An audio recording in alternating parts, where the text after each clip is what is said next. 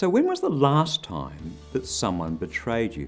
You trusted them, you held them dear, you blessed them, and then all of a sudden one day they turned around and stabbed you in the back. Hi, I'm Bernie Diamond and welcome again to Fresh. Hey, we've all been there.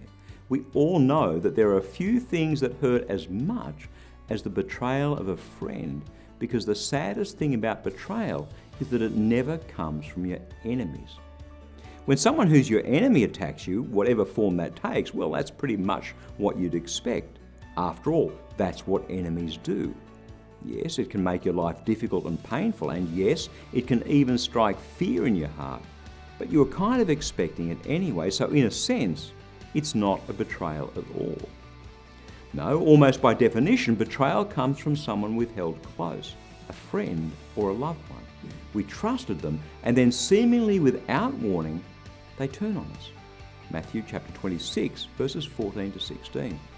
Then one of the 12, who was called Judas Iscariot, went to the chief priests and said, "What will you give me if I betray Jesus to you?"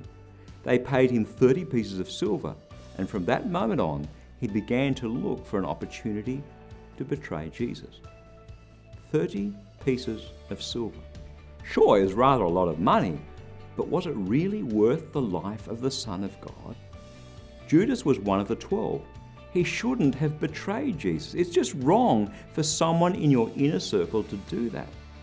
That's why it hurts so much. So the next time you experience betrayal, draw close to Jesus. He's been there. He completely understands. And yet he responded to this terrible betrayal in love. The next time betrayal hurts so much, draw close to Jesus. That's his word, fresh for you today. Hurts like that run deep, and they often damage people for a lifetime.